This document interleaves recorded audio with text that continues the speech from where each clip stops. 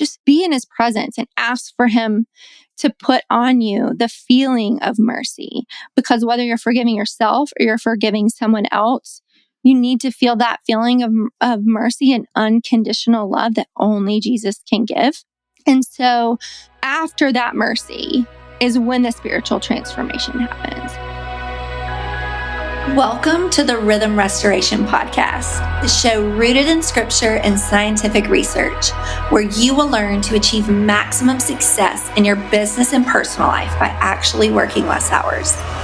You will conquer burnout, find your purpose, restore your passion, and be more productive than ever. If you think it's too good to be true, it's not.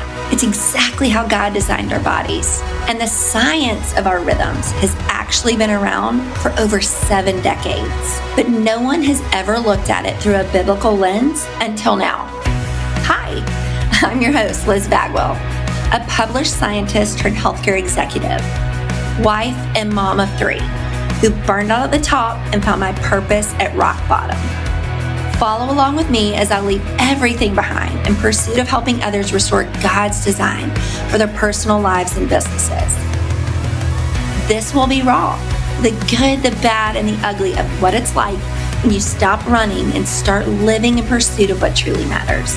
Together, you'll cultivate a more balanced, joy-filled life, gaining the peace and freedom only found when leaning into God's design for your mind, body, heart, and soul.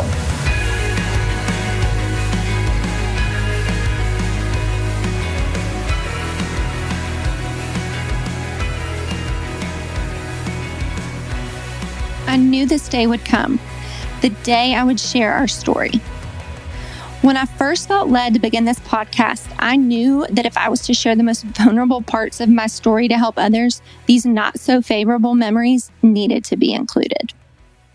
Last week's episode, I shared how our heart was the keeper of our emotions and feelings from a scriptural standpoint, and that in order to restore our hearts from a scientific perspective and make more room for positive emotions and feelings and help our overall health, to be honest, we must first start with forgiveness.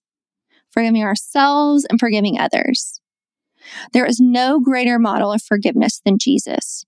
And the best place to start this process is in his presence, accepting his mercy and his unconditional love. To illustrate the immense power of forgiveness and how it makes space for spiritual transformation, I've decided to share the story of my mother and I. I must say it is not for the faint of heart. Our story contains stories of domestic violence, substance abuse, and mental illness. If any of these topics are triggering to you, please consider skipping this episode. My very first memories that I have as a child were of me under the dining room table in our house off Bowman Road, wiggling away at my teeth. For years, I always felt like it was actually a bragging point that I had started to lose my teeth at age 2 and lost all of my teeth with the exception, of course, of a molar here or there and wisdom teeth by the time I was 9. Then one day, while in a session with my psychiatrist, the memories flooded back to me from out of nowhere.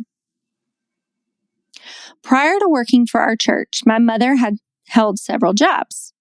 Different ones, one of which was a dental assistant. Mama loved her personal space, and the only times that she would let us lay with her and cuddle up on the couch were if one of 2 things were going on. 1, we were very sick, or 2, she was pulling on our teeth. So beginning at age 2, I don't know how I thought of this, but I would sit under that solid wooden dining table and wiggle my teeth until they'd start to loosen up. Just enough to show her, and she'd let me sit in her lap and cuddle up as she would wiggle them and eventually pull them out. This cycle continued for several years. The only way I could get my mother to show any form of love towards me as a young child that I can at least recall was if I was in physical pain or allowed her to cause me physical pain. And if you go and look up schizophrenic mothers, this is very typical. My father, though, remembers her as such a loving mother when I was first born and very small. But unfortunately, I just don't have any of those memories. though there were small glimmers here and there of the person that she truly was inside and who God made her. But I just never got to experience that as a child or as an adult. Though she was in and out of rehab for alcoholism even before I was born, I did not actually recall but maybe a handful of times when her drinking was excessive to the point of feeling fearful. She'd have several Jack and Cokes every night, smoke a pack of Marlboros, and then somehow wake up the next morning before the sun and read her Bible. She did this for years. And those early years, she was actually better able to hold herself together and really show up and put on a front, take care of work at the church. And the darkest years really didn't come until she started using drugs. Her addiction to prescription medication and alcohol cost her several jobs, a spot on the DEA blacklist, and eventually her life. One afternoon when I was 16, I came home from school to her infuriated. We shared a car and she wanted me to give her the keys so that she could go and run errands. I refused because I knew how intoxicated she was. She was talking, but she wasn't really making sense. So she picked up a knife in the kitchen and ran after me with it. I slammed the door in my bedroom just in the nick of time. Unfortunately, this was not the only time this happened. A few years later, while working several jobs in college to help her pay her bills and pay my own way through school, I was introduced to an amazing woman who started a beautiful rehab facility in Knoxville. At the time, it was something like $20,000 or $30,000 a month, and we were dirt poor. But she agreed to reach out to the producers of intervention to see if they'd consider my mom's story. That same week, I got a call. You need to come here from Knoxville right now. She likely is not going to make it. I got in the car and drove home to Chattanooga. When I arrived at the hospital, I walked through the doors and I could hear her screaming down at the end of the hall. I remember a feeling of relief coming over me that she was still alive and I could at least see her. But then as I heard that, the sound in her voice, just the dread came over me. The physician pulled us aside and said, listen, I have no idea how on earth this woman is still alive based on her blood alcohol level when she arrived. If you want her to live the next 24 hours, unfortunately, you are going to need to actually give her alcohol to survive. So we stopped on the way home and got her some. We put her to bed at my sister's house where she was living. I stayed up all night across the house waiting to see when the light would come on in her room so that I could go and talk to her. When it did, I slowly walked in, sat at her side, kneeling on the floor, grabbed her hand, and looked up at her. Mama, I have a potentially amazing opportunity that I am really not supposed to tell you about, but after what happened, I really think you need it. I went on to share the news of the possible intervention and how I wanted her to live long enough to see me get married one day and be there when I had my babies. She stared me dead in the eye and said, "You beeping selfish beep. That is what you want. This is what I want. And this is how I want to live." Those words cut me sharper than the kitchen knives she used to chase me with. But I needed it. And I'm grateful, as crazy as that sounds, I'm grateful that she said them. Because from that moment on, every decision I made was not based around what she needed. Because I knew there was literally nothing I could do for her at that point. It was what I needed and made me start answering the question, if she was well, if she was sober, asking the question rather, if she was well, if she was sober, what would Mama want me to do in this situation? Even though that was the Mama that I never knew, I still used that question to make big decisions in my life and still do that to this day. Even tough decisions as I parent all three of my children. Several years later, she did see me walk down the aisle. And a short year after that, we got pregnant with our first child, Vincent, to February 2016. I called her on her birthday, January 22nd, to wish her a happy birthday, but she didn't answer. I finally got a message from her fiance, an amazing man, Jack, who brought her so much joy. I never saw my mom happier than when she was with Jack. He said, Mama is very sick, maybe a stomach ulcer, and that he would keep me posted. She started to decline, and my brother and sister flew down to be by her side. But I could not leave and go see her because I was already dilated and having contractions. So in Tennessee, I stayed. On my way to my 38-week OB checkup, I called her phone to check in and see if she was able to talk. She sounded amazing. Baby, she said, Mama is doing so much better. They told me I may even be able to get out of here by the 31st and I can drive up there from Florida and stay with you when you have Vincent. I was so relieved at first, kind of like I was back in that hospital room several years earlier, that she was doing better. But of course, as anyone who has addicts as family members or close friends know, they are extra sweet and nice to you when they know that you are having a procedure or will be in the hospital for something. I had already decided I wasn't going to have medication in the house if she was there, as I just couldn't trust her with an infant and any prescription medication anywhere. Sadly, though, I did not have to ever worry about that. Later that night, my mother coded, went into a coma, and passed away on January 30th, 2016. We buried her just 4 days before I became a mother myself.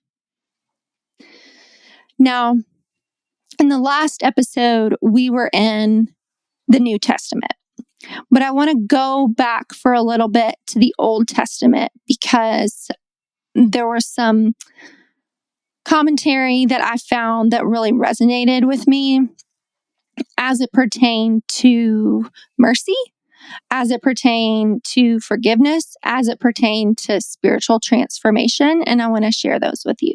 So I'm going to read Ezekiel 36, starting with verse 25. Then I will sprinkle clean water on you, and you will be clean. Your filth will be washed away, and you will no longer worship idols. And I will give you a new heart, and I will put a new spirit in you. I will take out your stony, stubborn heart, and I will give you a tender, responsive heart. And I will put my spirit in you so that you will follow my decrees and be careful to obey my regulations. One of the commentaries that I really enjoyed on this piece of scripture is by a man by the name of Matthew Henry.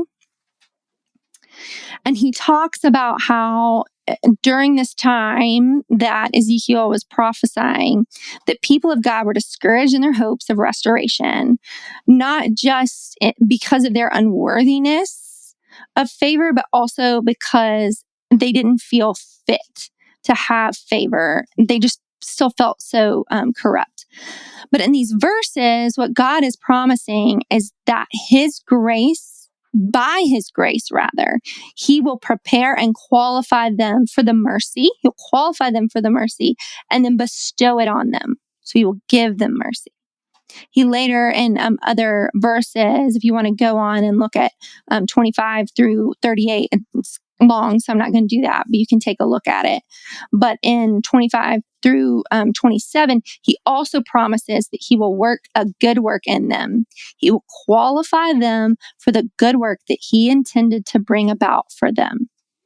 He goes on to say, of course, He'll give them a new heart, a new disposition of mind that is vastly different than it was before. Just based off of what different versions of the Bible and what different commentators have said about it. But anyways, what that has to do with forgiveness. When we go back to the last episode and we think about what I said about how we need mercy. That's like number one, is like go to God, ask for mercy. I wouldn't even say beg for mercy, just be in His presence and ask for Him to put on you the feeling of mercy. Because whether you're forgiving yourself or you're forgiving someone else, You need to feel that feeling of mercy and unconditional love that only Jesus can give. And so after that mercy is when the spiritual transformation happens. So after that mercy, after that forgiveness, that's when it's like your heart opens up and God is able to fill you with all the wonderful things that He intended you for. Now, He can still use those negative things for good, like in my story.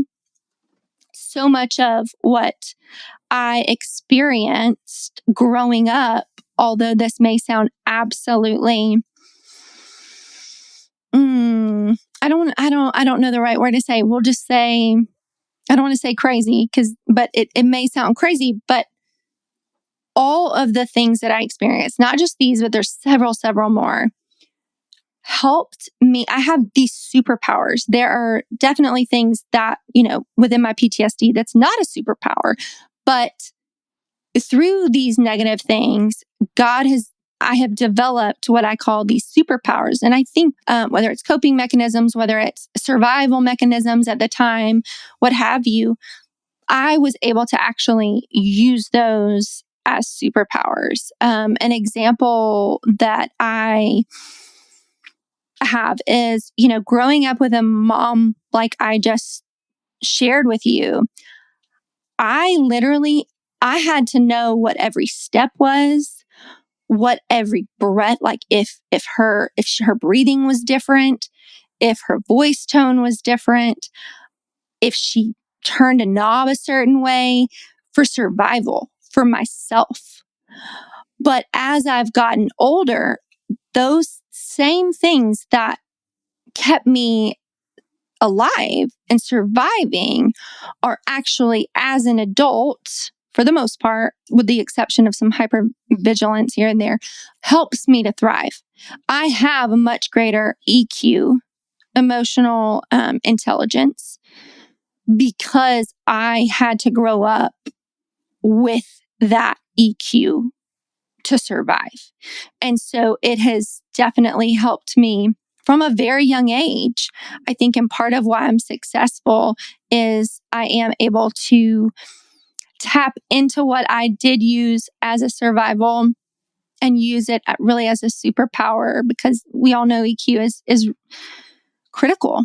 It's very important, and it's a skill, and I had to learn it very early. But going back to what this has to do with forgiveness, and what if we go back to Ezekiel and we go back to what Matthew Henry says, and opening, first you've got the mercy and the forgiveness.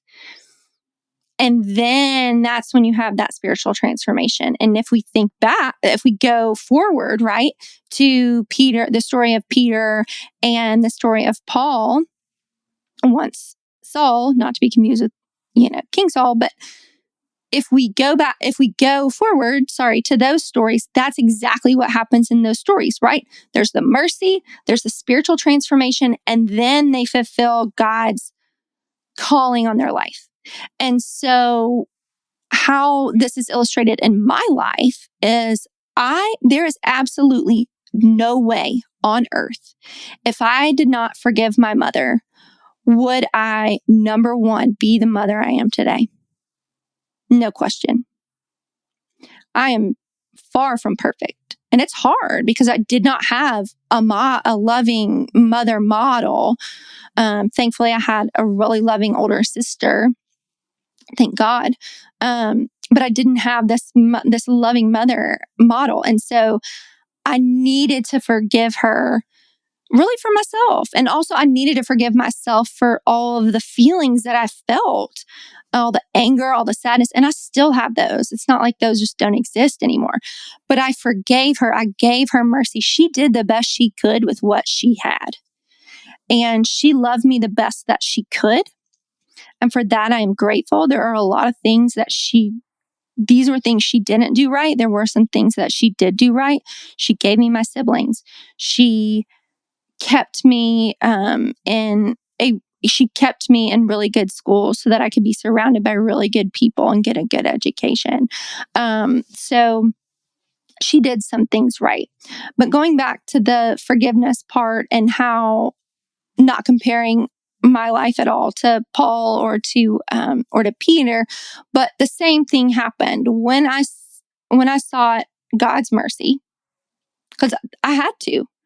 When she died, that's, I was grieving, and I just knew I needed to forgive her. And I did. I wrote her out. I still have it on my phone. I wrote her a very long card forgiving her, and maybe one day I'll read it to you guys. But I forgave her, and I really did. I really, truly do. And I know in my heart that she knows that.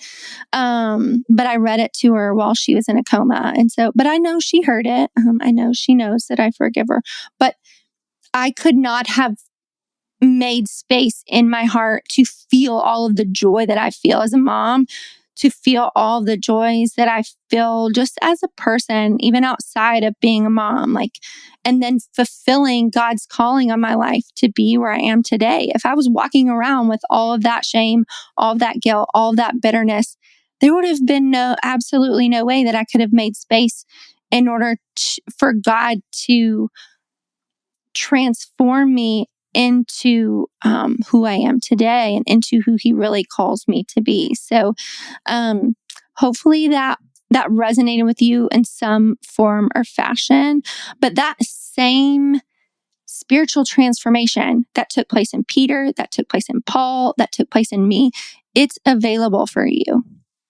Whether you need to forgive yourself today, whether you need to forgive one of your parents, a child, a friend, an old, whoever it is that is keeping you from moving forward and making space for these happy memories, and making space in order for God to transform your heart and give you this and fill you with even more of His Spirit. Because I promise you, those holes that those really negative things and those negative emotions left on your heart, when you walk through this process, God will fill them with joy. You will feel love. You will feel a peace and a love that you did not know existed. And it starts with mercy, and it starts with knowing that you are loved unconditionally. And it's a process. Give yourself grace. I think that's one thing that I haven't said enough in this either, is grace. Give yourself grace. You can have it too. And if there's anything holding you back from being who God is calling you to be and making that space, seek a trusted friend, seek a mentor, seek someone that can help you walk through this process of forgiveness. It's not going to be pretty. It's not going to be perfect. And will you still have moments and times where you are angry? You still feel a lot of those? Yes, you will. Absolutely. That's silly to say you wouldn't. But do they consume me anymore? Absolutely not.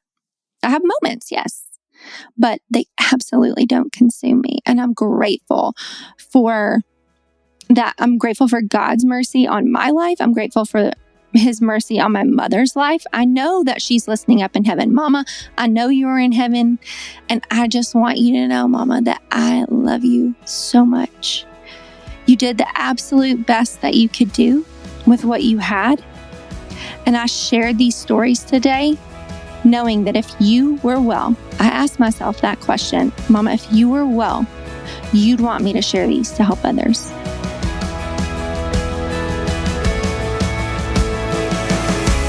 Did you know that one of the biggest secrets to come out recently, and it's really not even just a secret, it's a true biohack to living a longer life, and this is scientifically proven, because otherwise I would not be saying it, is human connection, that true human connection that we all long for. So let's really connect, and I mean it. I cannot wait to go on this journey with you and help discover and restore your individual rhythm and life.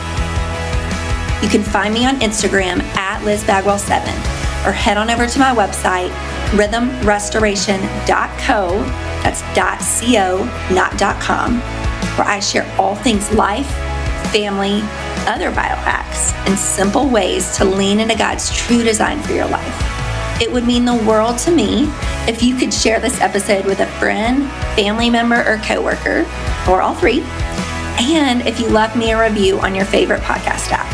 Thank you truly from the bottom of my heart for listening to the Rhythm Restoration Podcast. All my light and love, Liz.